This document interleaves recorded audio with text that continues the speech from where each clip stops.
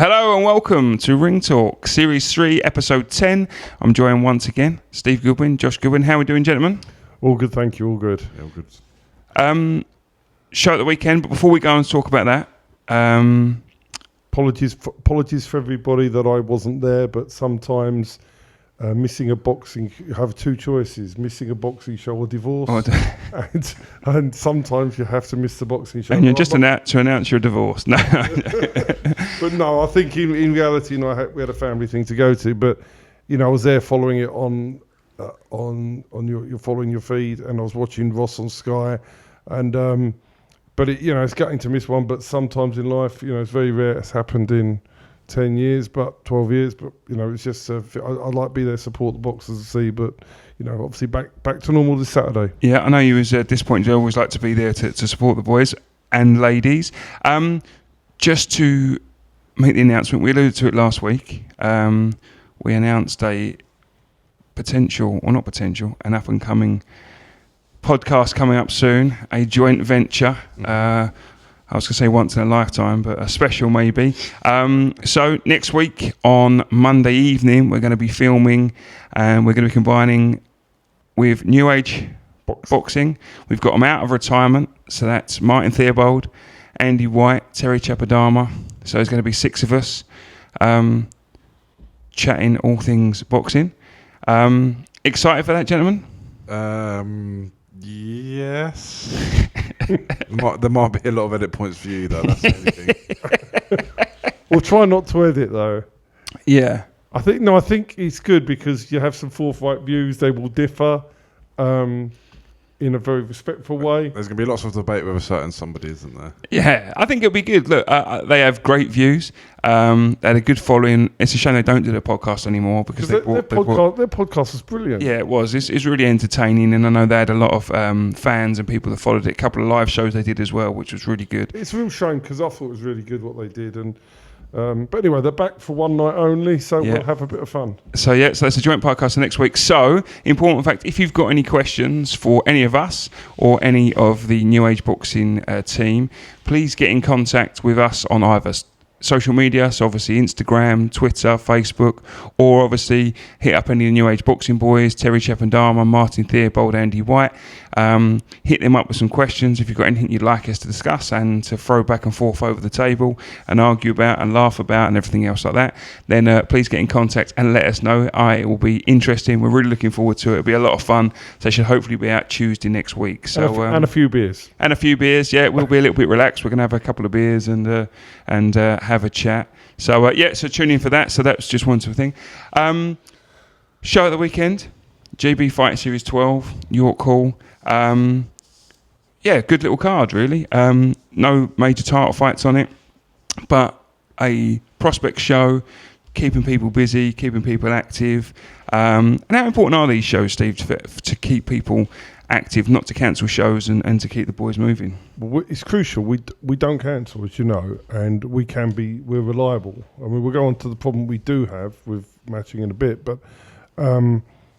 it's so important to run these shows. You don't want to disappoint anybody by saying, well, look, the show has gone down in numbers and we're going to cancel. We run. And which you did again this week. Ended up with 8 fights rather than 10. But all the promoters, Josh promoted this week's, and he runs. Whatever the financial consequence, we run. Mm-hmm. And that's part of what all the promoters associated with have written into that's the theme of what they do.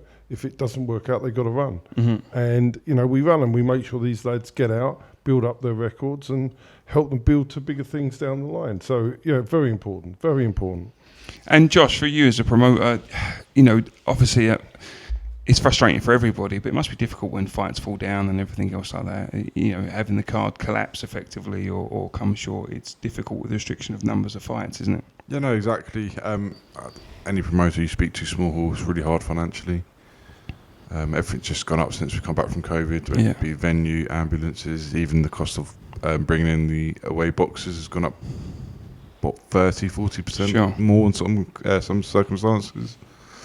We've just been squeezed more angles, and before we'd counteract that by having 14, 15 fights at York Hall. We can't do that anymore. We're limited to 10. Mm-hmm. So when you're only scheduling 10, you then usually end up with less than 10. Yeah. So that's when we end up with 8s, and sometimes it can be worse than that. So it's really, really hard at the moment. But I say speak to any small promoter, it'll be exactly the same.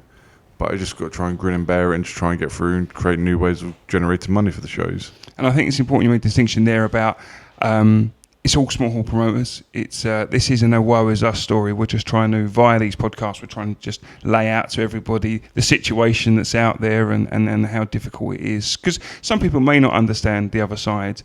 And you mentioned matching, we'll come on to that thing. But talking about that, obviously the card itself, we had some good guys on it. Joshua Gustav versus Fernando Valencia. Great fight, Joshua. Great prospect. He's looking good and improving all the time, isn't he, under Paul Kavanagh? Yeah, really impressed with Josh. Big following, really talented actually. I think he's definitely got a high ceiling to hit in boxing. I think you'll potentially be seeing him on TV very soon. I think he's the full package for me. Yeah, definitely looks the part as well. Steve, management-wise, same sort of views for Joshua. I think he's heading for big things. Oh, without a doubt, he'd be a box. He's got a brilliant trainer. Sometimes you watch the boxers, but these people behind the scenes, sometimes the trainers there are lots of trainers that throw themselves out there, right? Mm-hmm. Paul Kavanagh doesn't do that. He sits in the background. He's good friends with a good friend of mine, Barry O'Connell. Both very similar types. Mm-hmm. They both were in the forces. It's all about the boxer. They both sit in the background. But sometimes people don't realise what a great job Paul Kavanagh is doing with the two boxers, and he had 2 of them on Saturday. Phenomenal trainer. And Joshua he's building Joshua towards massive, massive things. And he's a TV fighter waiting to happen. Mm-hmm. And also, as you mentioned, 2 fighters in the card. Mitchell Frierson, also under Paul Kavanagh. I was really, really impressed with Mitchell. 2 fights on just now. I think he's improved in every one. Again, excellent to deal with. And I really think he can go on and do something. I think Mitchell is such a good character, and he's really talented, and he really. And the thing was, when I met him, we sat outside a bar in London, and when we first met him, and his aspirations were to fight for Southern Area title, and that was it for him. I mean, that's so below. He can go much higher than that. He goes so much higher than that, mm-hmm. and it was amazing, really, that boxers sometimes think they're going to win a world title and they're not. This lad was saying his aspiration was a Southern Area. Mm-hmm. How great is that the kid is not over-egging himself, and he's starting there, and he's better than that. He's far better than that. He'll walk through a Southern Area. Yeah, he's really good. He fought Seamus Devlin. I thought it was an excellent performance. Punch perfect. I thought he did fantastic. Brandon Albrecht, fantastic performance again. He fought Jamie Quinn. Jamie Quinn is teak tough. We know Jamie is. It's a handful for some people, Josh, isn't it, in terms of... Yeah, I thought Brandon would be in for not a tough night, but go the rounds, be hit back a few times. To do that's... Yeah, I was speechless, to be honest. Yeah, it was a great... and again, he's under Billy Rumble, he's done very well. He's improved the last 2 fights. I think he's had 3 fights now. Lee Devine in the first fight. He stopped Michael Mooney in the second fight with a great right hand. And I think number 4, I think he's had... Is that his 4th, I thought, the other night? Maybe I'm wrong. Could be. Anyway, I know also with... I think you're right, I think it's 4. And then obviously Jamie Quinn, dropped him 3 times in a round. Big left hooks, just looks so strong. And, he's just improved so much from his debut, isn't he? Be fun trying to match him next time. Yeah, exactly. I think it's... move on. And Brandon's come a long way as well, because I don't remember in his debuts where he was quite a shy... a little bit sort of nervous, obviously debut, but he's really come on leaps and bounds, isn't he? Listen, they're doing really well, and full credit once again. Great job being done by trainer. Mm-hmm. And also improvement as well, Shocky Khan. He took on Charlie Sheldon. Again, Shocky been a little bit inactive, we said last time, just through injuries and stuff like that. Great to see him back in the ring. Again, saying the same things. I thought it was a really, really good performance from Shocky, and his improvement has just been immense over the last couple of years. Yeah, you'd like to see Shocky have probably a few more fights under his belt by now, but yeah, he's got the talent. Again, he just needs another 1 or 2. He should be fighting for titles fairly soon. I think. Yeah. I think he's ready. Just important for Shocky now to build momentum, build on that performance. He's got a good amateur record, Yeah. So he's got, and Josh Burnham, mentioned the trainer, doing a really good job. Yeah, with Josh has done a great job. They job. seem to gel well together, and he had a lot of injury, but now building some momentum. He's got to be right in line for titles in 2023. Yeah, definitely. So Josh has done a great job. I thought Chucky looked really good. Danny Boyle, he had a debut. Big Irish contingency, great crowd. Robbie Chapman, which isn't an easy debut for anyone, but put on a decent performance.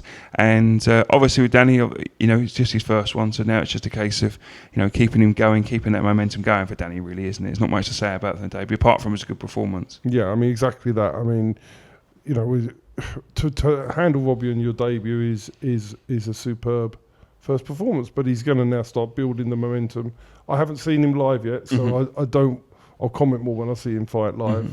But no, full credit for him to be able to do that. He shows he's got immense talent. His amateur record is good enough. And again, I think we've got some fantastic boxers here at Goodwin Boxing. And Danny's one of those that's got the potential, but we'll see how he goes over the next 3 or 4. What we have got a lot of is boxers with good characters, nice people. And Danny's one of those. It was great to deal with in the first time. That was his debut. Excellent all the way through. Brandon Webb, another one of yours thing, obviously debuted in March. He came on to Michael Mooney. Really respected Brandon, we said last time, fought in March, took himself away for a few months, been working hard in the gym, and you see some of that improvement at the weekend. And it's just a case, Josh, of keeping Brandon building on that performance last time. Yeah, definitely. Brandon's still young. He's quite inexperienced. He's not had loads of fights compared to like someone like Shocky Khan who had quite an extensive amateur record. Yeah. So Brandy's got to take your time, fight by fight, learn in the gym. Andy Gill's great. There's another great trainer we work really closely with. It's just about taking time and not rushing him. But you can see the abilities coming out of him. The improvement from the first to the second fight was drastic. Yeah, definitely improved. Obviously very close to the family, Steve. Were the family happy with the performance from Brandon? Yeah, they were there. We watched his fight on. They zoomed it. The family zoomed it through to Olivia. They were delighted, and he's such a lovely kid. And we want all the best. And obviously, I've got to make sure that we build him at the right pace, and like we do for all of our fighters, and just a little bit more pressure there from the wife. So. So we'll have to get it right. There's still work to be done, but it's certainly a step in the right direction from the last performance. A couple of fighters on the card that wasn't with us. Ahmed Hatim, who has been on all of our shows, managed by Mickey Amulidla. So he fought Christian Narvaez, stopped in the 4th round. Ahmed Hatim is a prospect to watch. I think he's very, very good. Lovely kid, I was going to call him, man. Very lovely natured, and a decent fighter. Yeah, Mickey Amu doesn't sign mugs, and Mickey's got really high hopes for him, and I think without a doubt he's going to be a threat to everybody in the super lightweight division. Yeah, Nicholas Premper, coach there, doing a great job with him. And then also on the show, Mikey Weber Kane, managed by Graham Everett. Really good performance from Mikey, and also respect to him. He had some issues on the day. The coach that was bringing his fans down had a crash or broke down on the way, so that added a bit of stress to him, I think, because he was worried that people weren't going to get there on time. Didn't show his performance. 6 rounds against Lee Connolly, controlled from the first fight, from the first punch, and again, really great to deal with, and I think he's a good prospect as well. And he's coming back on our shoes in May as well, so March again. So it's really good. Excellent, great crowd. Like I say, he handled the stress of his fans really well, and put on a good performance.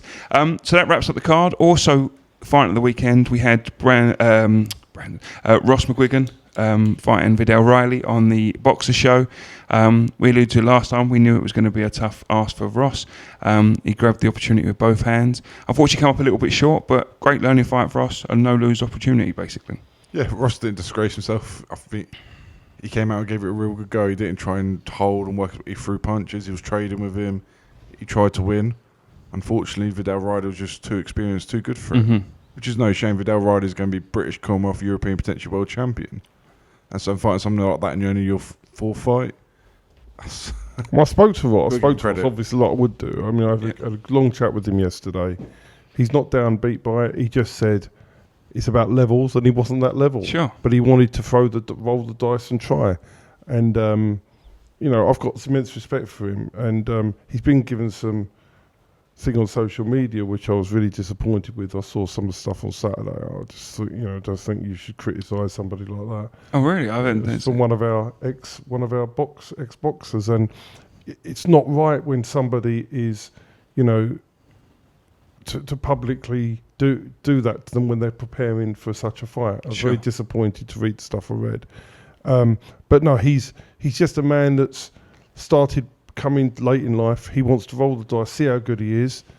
And he said, even now, he said, I don't want to come back and fight a journeyman. I want a 50-50. I don't want to have an easy fight. I want to roll the dice and see how good or how where my level is. And he said, I found out for sure on Saturday I'm not at that level. Just yet. Fair credit to him. Fair credit to him. Yeah, and we have to get away from this boxing about this loss is the end to everything. Do you know what I mean? In terms, you have so many people that once they lose their row, just totally mentally, physically, everything, they try and change everything, the trainer, the wife, everything else. And sometimes just you can lose a fight. Exactly. Look at Ross. You can see there's improvements to come out of him. Mm-hmm. There's some basics. Just keep your chin down, keep your hands up. Just some basics that Ross could improve on. That'll drastically change his game. Yeah. So but isn't it good that he he's not? He wants to fight anybody. He wanted to fight. He wants to fight for a southern area. He doesn't care who's got it. He's going to fight them. And if he's not good enough, he just says, "I'm not good enough, but I want to try." Nobody should knock somebody for wanting to try. And he wants to fight anybody. So don't knock somebody. Because he's saying, well, look, I've had 3 gentlemen, I want to fight someone. Yeah, absolutely. The fact he may not be good enough, and he wasn't good enough, he knows it, but Jesus Christ, he's put his name forward and he's tried. Absolutely. Every boxer should have Ross McGuigan's attitude. Absolutely. But the boxing industry would be a better place with his attitude. Yeah, 100%, absolutely. 100%. Absolutely. That we have to get away from this thing. And also what I like what he's done, when some people go on these things, they think as soon as they lose, they disappear. He's been out on social media. He's thanked everyone. He, put a picture up of obviously him getting caught with the shot. He's owned it. He said, I've stepped up to the plate. I come up short. And I like someone that's got the mental strength to be able to do that and just accept the reality as it is. You come up short that day, we move on. It's no big deal. So well done to Ross. Good performance in that. We got a show coming up this weekend. I think before we discuss that, one of the things that we want to talk about, you alluded to earlier, is matching currently in the UK and the issues around it. It is harder than ever for a number of reasons to find matches. What's the main reason for this, first of all? Let's touch on the main reason. Lack of journeymen, lack of opponents. I would say that it used to be trainers. And I think other promoters are finding that it's trainers being too fussy. Well, trainers can't. If trainers are too fussy now, they're just not getting their fighters out. Sure. So it's just a lack of numbers. So we get the fights booked, then all of a sudden 2 weeks before, fight opponents get injured or get stopped. You're left without an opponent. Then when you're scratching around, there's too many shows and not enough opponents. Yeah. So we're sitting here today, potentially trying to match 3 fights. Yeah, for this weekend. And it's looking grim. And we're trying to go abroad, not just in the UK. We're happy to pay the extra money within reason. But it's grim. There just aren't the people there. Yeah. And therefore that's causing a problem. So it is extremely difficult, which means that not only have you got the problem with boxers pulling out, the home boxers pulling out, you've then got the problem with not matching people. So you can see why a lot of people are choosing not to promote, but there are still plenty doing it. Yeah. But around the country, the vast majority are losing money doing it. I think this time next year, you'll see 20 to 30% less promoters promoting, in my opinion. And that's because of a number of reasons we said before, with obviously financials, but also just cards. We could talk about cards being cancelled, stuff like that. A lot of that is because a lot of them can't get matched. There just isn't the dance partners. And although we understand that there should be lots available on BoxRec, BoxRec's the thing that annoys me, because if you go onto BoxRec, it shows there's 30 people in that division, and it's all. I always say it's not like ordering from Amazon. Three are injured, 10 are not boxing anymore. One's out the gym. Do you know what I mean? There's so many. And BoxRec's it's not guaranteed to be accurate. They might be fighting. A lot. That's half the time. Absolutely, yeah. Already booked out. They have 28-day suspension. They fought on the Friday, can't fight on the Saturday. It's various reasons. So you say, but you can't just say, they're they're there. There's nothing there. Yeah. So for all those reasons people miss, they can't fight, or that they're not. They're now retired. Or, yeah, it's crazy. You can't just go on BoxRec and just pick a list of names. Doesn't work like that. I think there should be a rule before the board issue a license to anybody apart from a boxer. They should be made to match a show before they're granted their license. Managers, trainers, whatever, whip. Everyone should try to match a show or 2 shows before they get granted the license to understand. Well, I definitely think trainers should, because trainers don't get it. Well, a lot of trainers just don't understand. Some do. Some just. But you get a situation where they end up not fighting, sometimes it's not perfect. What used to happen was in the old days, you'd get a fight and you'd probably have 2 or 3 options. Yeah, and that's I can understand why trainers have some of the they think they're going back 3-4 years ago when they could look at it and discuss which one they want. I want 2 or 3 options. But however, that it should never have been like that. Sure. At the end of the day, they're the ones that've had an 8-10 weeks notice. Yeah. These journeymen are having 1, 2, 3, 4 weeks notice. If they're not good enough to beat these type of people, unfortunately, that's it. Yeah. We can't do much about it. Yeah, it's difficult, and it's purely maths. Look, if you've got, we go up every month. We go up to the licensing with new boxers. Okay, so we see the amount of new boxers that go through the British, and this is just the southern area. So we see the amount, but we know a small, very, very small portion of those that go up are journeymen or away boxers, because not everybody's, there's some just away boxers. So it's simple mathematics that if you have, 20 people coming through that are prospects, and one of every 60 is a journeyman, there's going to be a problem. And there's certain the thing like the middleweight division is okay. Yeah, there's a few. So there's certain divisions where you're okay. Yeah. You start getting into welterweights. Yeah. It's desperate. Yeah. It's more than, if you're a welterweight, it's desperate. If you're a super lightweight, it's difficult. And you can go, if you're a featherweight, it's really difficult. So different weights have different problems. There are certain weights you look and think that's not so bad. Super welter's okay. But the thing is that can change quickly. 1 or 2 journeymen retire, absolutely, or lose their license, and it's completely different. There's not enough people replacing the old ones, is there? And I think the point to mention about why journeymen are so few and far between, we can name them. You know them all. We can't name every 5-0 prospect in the country, but we can name every journeyman, because there's so few of them that everybody knows them, and that's the important part. And that's why it's very difficult and matches hard. Now, on the flip side of that, it's within our interest to match every fight. We try to match every fight, and although it may not receive in texts all the time, we're trying to match every fight. It's within our interest. People don't realise how hard we're working. My God, we are working all the time. People think you're not working. Yeah. I'm sitting at the weekend. I was working sort of 7 hours on Saturday. Yeah. I was doing 12 hours on Sunday. Yeah. Doing my financial work as well. But I was also trying to match. Sure. So I'm sitting there trying. But people don't realise how hard we're working and trying. We're not just sitting there thinking, we hope something turns up. You're exploring every single opportunity, trying to see if you can cajole somebody to do it who doesn't want to do it. Sure. So difficult. Yeah. So difficult. Okay, so let's talk about the card. It's fallen apart a little bit in terms of we had 2 title fights, 2 eliminators on it. Unfortunately, the Dennis Janacek Tom Ansell fight, that's been put to March. That's been put to March. We had the Sajidabid Mikey Saki English eliminator. That unfortunately this week. Back to March. Yeah, back to March. Paul Brown. Paul Brown, Adrian Martin. That fight's now been potentially put off to March.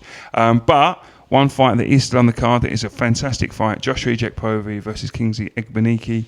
It's a great fight. Fantastic fight. And Joshua Ejekpovi avoided, effectively, awkward style. Not many people want to fight him, but it's a good fight. You can understand that. Even if you beat Josh, you ain't going to look good doing it. Sure. But yeah, finally someone's agreed to fight him, and I think Josh is so far underachieved. He's definitely got the ability to win Southern Area English titles, maybe more for me. Yeah. Just for his sheer awkwardness. I think he wins Saturday, and I think it'll be a real good kickstart for his career. Kingsley's a great opponent, isn't he, as well? So it's a great fight. If you were pricing that as a bookmaker, it'd be 10 to 11 each of 2, wouldn't it? Yeah. I mean, look, I think Josh can win. Was favourite to win the fight in my eyes. Yeah. But would I rather have had something easier? Yes. Sure. Would it be the ideal opponent for me? No. Sure. But we don't have a choice with Josh. Everybody runs a million miles from him. Yeah. So we have to try and create the opportunity. So it's not a fight where we have done. We talked about this the other week, where we go for what we think is the right fight for our. This was trying to get somebody to do it with him. Yeah. So it's. But listen, Josh will fight anybody, and he's 36 years of age now. So he's got to do this, get through this, and then hopefully move straight on to the English title. Yeah, so English title eliminator, really good fight. Also on the card, we've got one of we got both Frimpongs, but Courtney Frimpong versus Lee Hallett. That's a great fight. Courtney's improving. Andy Gill, we mentioned before, exciting prospect. Always fun, the Frimpongs, aren't they? Yeah. He's a bit behind Lewis because he's been more inactive. So some of it's not been, some of it has not been his fault. It's been a matching problem. Sure. But he's back. He needs at least 2 or 3 more to put himself in line for titles. Yeah. He's Lee Hallett is no walkover. He's a lot better than his record suggests. But he's a very, very exciting fighter to watch. So I'm looking forward to the fight. Yeah, Andre Descalo versus Lewis Van Pooch. Now that's some fight. Old Pooch is having a renaissance, isn't he? Won a few fights, Poochie, recently. Been turning it on a little bit. Andre Descalo is decent, so that should be a really good scrap. Yeah, even if Poochie was trying, I think Andre should be way too classy for him. Sure. I really rate him. I think, as I say, Ali from Stonebridge has got a really good fighter there. Yeah. Not ours, but I do enjoy watching fight. He's really talented. Yep. Managed by Ali, as you say, at Stonebridge. Christian Zaror versus Errol Tepfuma. I want to say a big thank you to Paul Webb, who manages Daryl Tepfuma, for helping us out, because this was another one that fell out of bed. Yeah. And Paul's been brilliant to deal with, and we've got Daryl on the card, so that's really, really good news. But yeah, so Christoph's only second fight, so yeah, no, it's a third fight, isn't it? Is it his third? Sure, it's his third. It might be his third. It's his third. Yeah, getting these numbers. Yeah, he was a little bit had an injury, didn't he? So he was out for a little while. So again, you quite like Christoph Zaror, don't you, Josh? I mean, we mentioned before about you said to Steve that you thought he was potentially one to watch. Yeah, definitely. I was really impressed with his debut. As you say, debuts tend to be really hard for a lot of fighters. They don't usually show their true ability. But yeah, I thought Christoph did, and I'm looking forward to him fight again. Pat Gill versus Paul Scaife. Pat, last time out, obviously won his debut. Drew last time out against Lee Hallett in a back and forth. Really good fight, really close fight. Loved that fight. Just getting back on it for Paul and for Pat, and keep it moving, basically. Yeah, no, exactly. As you said, Lee Hallett's, for me, is probably one of the most improved journeymen in the country. Yeah, he really is, yeah. Because when he first came on the scene, I always thought he was a bit fragile, maybe a bit harsh, but I thought he could get stopped a bit. Sure. But he's got better and better and better. He really has, yeah. And he's given, last few times I've seen him, he's given everyone nightmares, so full credit to him. Yeah, Lee Hallett's a tough fight for anybody. So there's no shame in Pat drawing that. As I say, it was a really close fight. Yeah. I think Pat psychologically maybe struggles with southpaws, I don't know, but Pat at his best is good enough to win that fight. But obviously whatever happened on the night just didn't go for him. Yeah. He's still undefeated, so he can just basically keep it moving now, Steve, isn't it? Dennis Stenichev drew one of his earlier fights, and he's Southern Area champion now. Yeah, absolutely. So the thing. Ellis Stewart, bit of a late addition to the card. Impressive debut, first time out against Robbie Chapman. He's been head on. He's fighting Jordan Granham. Obviously, Ellis, son of trainer Terry Stewart, and we know very well. And just a case of getting Ellis out again before. Yeah, he wanted to get out this year. I mean, this card was full, but we've had so many pullouts on this card. We've had to rejig this. I think we had something like 7 fights cancelled with the original 10. So it's been a case of juggling extra people in at the last minute. It's been really difficult. I would say, this has been the hardest card. Yeah. That I think we've had in 12 years to keep together. The 2 weeks we've probably had 13, 14 fights come off these 2 cards in the space of a couple of weeks. Would that be about right? Yeah. Yeah, so it's difficult. So Ellis, come back. Perfect second fight. Jordan Granham, really tough journeyman. Ellis will be, he's learning his craft. I think it's a perfect second fight. Conor Adway added on against Millville. Conrad obviously fought in Plymouth recently. Great prospect. He needs another fight to qualify for something. So that's so it's getting him back on that thing. But it's good talent, Conrad away, isn't he? So he's he started off really well. He's a prospect. So it's a case of getting him out, and then. On the card as well, which we're still. We've got Lewis Frimpong. Sorry, he's on the card. We're still trying to match. Shir Khan also on the card as well. Still trying to match, and obviously George Hennon as well. Still trying to match. So three excellent prospects there, and 3 fights we had to match on the card, but. Matching issues is the problem as we sit here today, but it's a case of I'll keep going. There's just one thing I want to talk about. That sort of routes up the card for BoxMania 3 this weekend. I want to talk about an experience I had at the weekend at the show from a referee that we respect and like, and made some good points actually, and I wanted to discuss it here. He'd watched the podcast and we'd mentioned about judging beforehand, and he made some. I just want to caveat. I don't ever think we've ever said anything too bad. Well, I was a little bit surprised by it because I don't think have we ever really slagged off judges? We've moaned about some scorecards, definitely. I think when there's been some of these big cards, where you've had like 8 rounds clear, and you think that was a level fight. Yeah, I think I don't ever feel, and I might be totally wrong here, and we're talking about Southern area in our shows. Yeah. I do not feel that we've ever had a scorecard that we would turn around and go, that's, might not agree with it, but not that it's so wrong.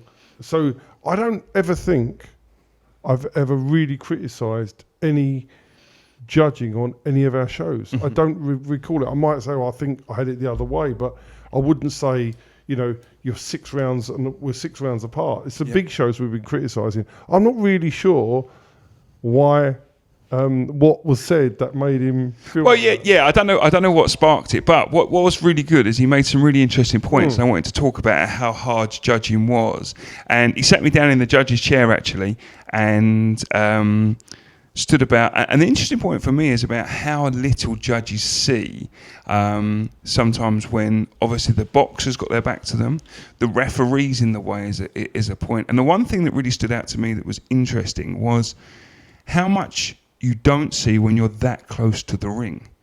Now that's something I've never thought about before, as in the closer you are to something, you don't take in as much information. There's a reason that, the cameras is filmed further back to get the shot, etc. That was an interesting point. What do we think about that in terms of judging and difficult and the points he made? Judging isn't easy. I think anyone tells you that, they say they are the line.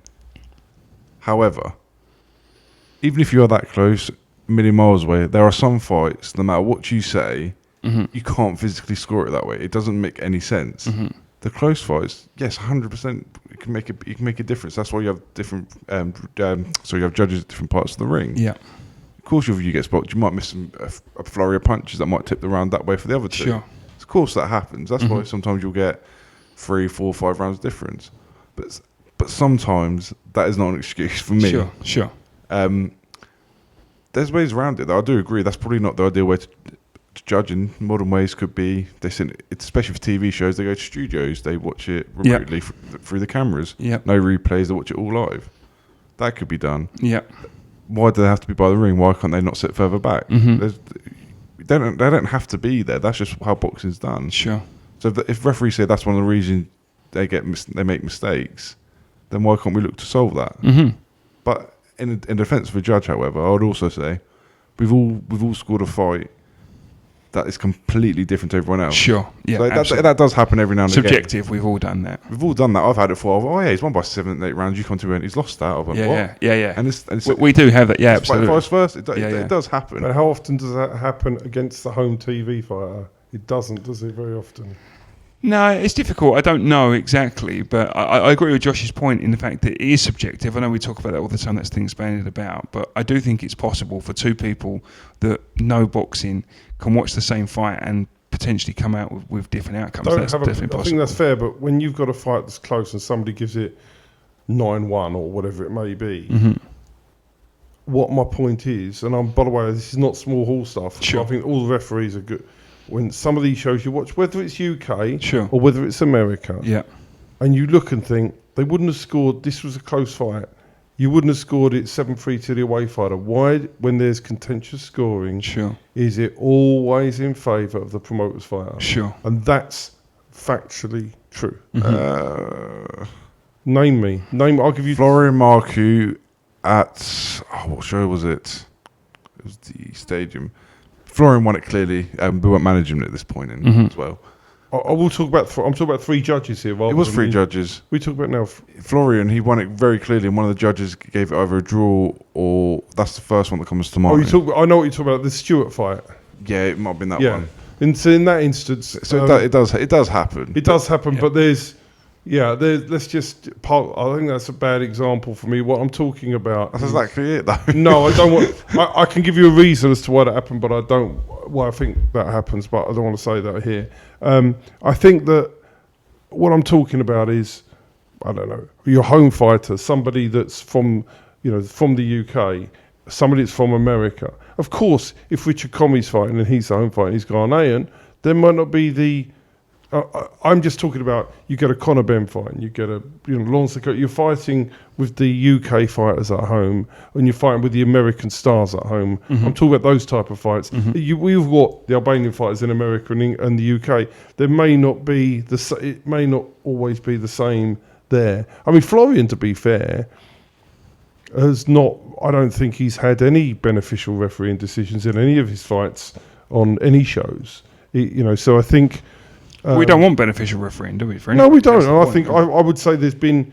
I would say it's not. He's one of. I think Josh is right. He's one of the fighters that's been a home fighter and not necessarily got the favours. I think when he was fighting, I think Chaz was refereeing when he was fighting at the O2. I don't think he was winning on the cards when he stopped Glenn Banks's fighter.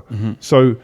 No, I think it's fair, but there are times, and I don't want to go to the fights because the referees can be looked up and it looks like but there are times when you've looked at it and thought, no, that's just not right. Yeah. But what I'm saying is, but you don't find that often when it's the away fighter. They get the decision and you think, you've won that fight, that is not right. So therefore, if you're making that many mistakes in favour of the home fighter, you should be making the same amount of mistakes for the away fighter. Is there a factor that could be, obviously the crowd plays an influence and everything else like that. Could that be a reason why you don't have them so much on the away fighter as well as the home fighter? Perhaps. Not just anything that's untoward. It could be the fact that you're into. That's going back to the original point.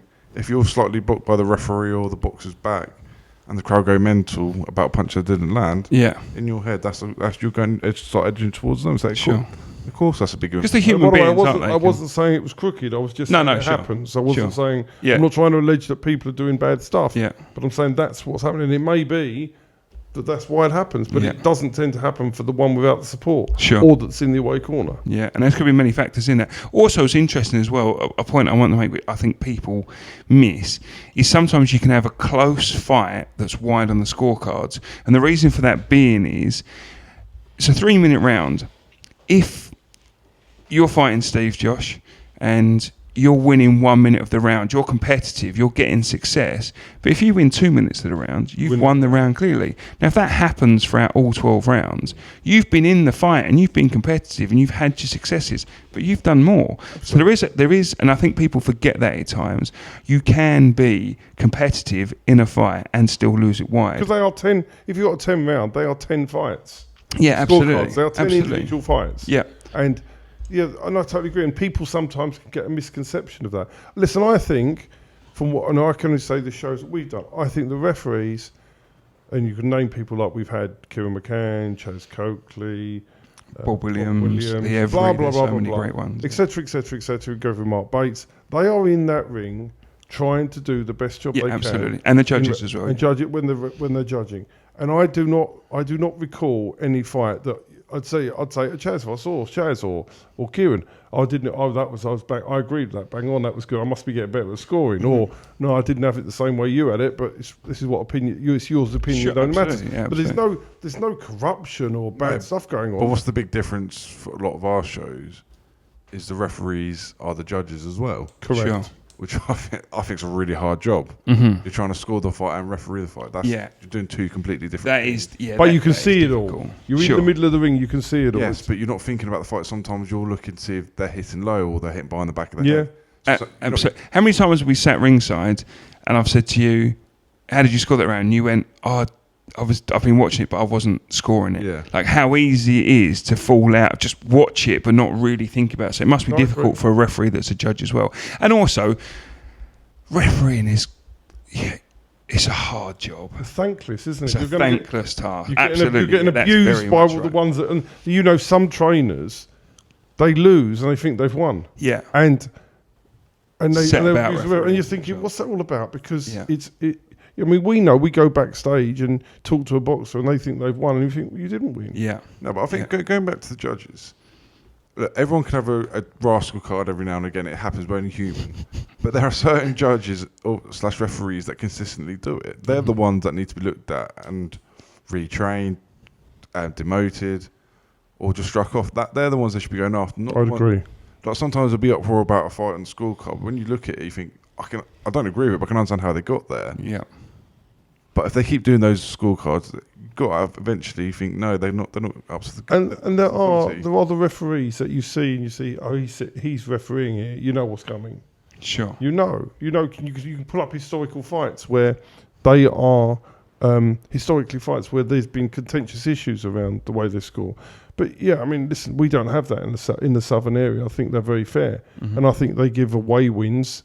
I sometimes think, that was a bit harsh, and we don't get the win. But I think they're doing the best they can down here. I think they're doing great. I think they do a great job. I think it's very, very difficult. And also, we need more referees coming through because there isn't many of them, and I can understand why, because it's a thankless task. It takes a long time to become a referee. That's another podcast. I think we've had conversations. Yeah, we have. Yeah. For me, the board need to completely restructure how they onboard new referees. Yeah. It's just not good enough, and I think you're just going to see referees dwindle numbers more and more because it could be a problem. I know it's something the board are mindful of, but it's definitely a problem we could have where there's not many referees because of the reason we're talking about now. We're either criticising or talking about it. But obviously, social media, there's lots of people that do that, so it's very, very difficult to be a referee. But yes, I just wanted to make those points. So thank you very much for that referee to bring it to attention, and it was a really interesting point. So thank you for that feedback. I think that concludes everything for today. I think we covered most things. BoxMania 3 this weekend at York Hall. Tickets are still available via the website or via the boxers. Gentlemen, thank you very much, and we'll see you next week with New Age Boxing Podcast. Don't forget, if you've got any questions, get in contact, let us know, and we'll try and cover all aspects and issues. Thank you, gentlemen, and we'll see you next week. Thank you. Cheers.